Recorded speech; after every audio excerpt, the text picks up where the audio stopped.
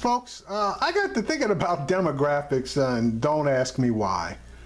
But I came across this map, and it has to do with the most popular surnames within a state. And for those of you who are interested, take a look at this particular map, and you can see easily the Hispanic demographics and influence, and which way certain areas are starting to trend.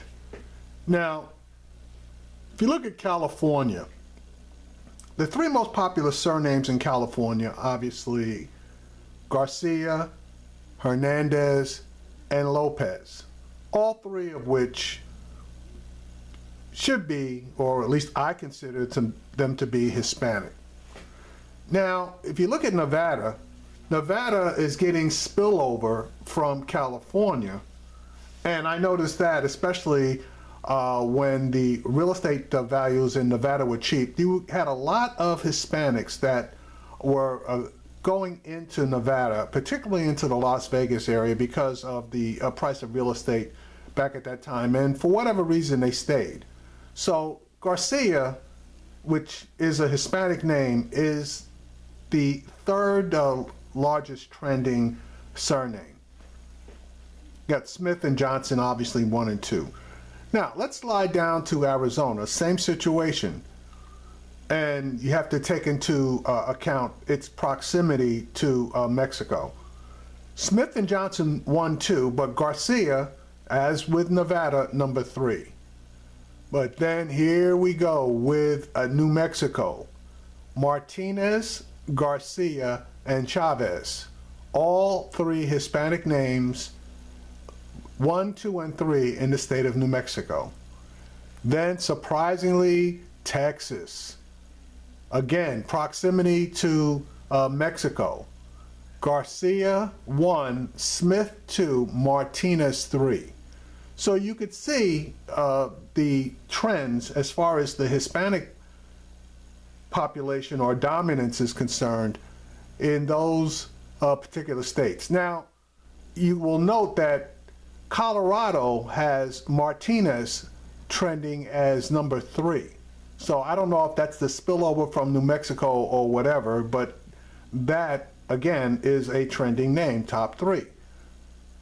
Now, I was trying to figure out the demographics, or trending demographics for black people. And there's not one particular name, last name, that I thought was dominant. But if I combine two, okay, if I combine two, I came up with what I thought would be a trend. The two that I combined were Williams and Johnson. If I use those two trending surnames, I'm in Florida, I'm in Georgia, I'm in Alabama, I'm in Mississippi, I'm in Louisiana, I'm in Arkansas, I'm in Oklahoma, I'm in North Carolina, I'm in South Carolina, I'm also in Illinois, and that's about it. I hope I mentioned Mississippi because definitely there. So putting those two last names together, that you'll find large black populations or trending black populations there. Now, this obviously is not scientific. Oh, and excuse me, I missed one. Missouri, and I missed another one, Illinois. Obviously, this is not scientific, but it would give you an idea of where your people of color populations are at least trending. Now, they don't have to be the majorities, but they are trending upwards based solely on the last names. Just some food for thought. Now, the one outlier that throws off basically cursory analysis is Alaska, because Alaska also has Williams and Johnson in it. But I don't think there are a ton of black people up in Alaska, just so that you know.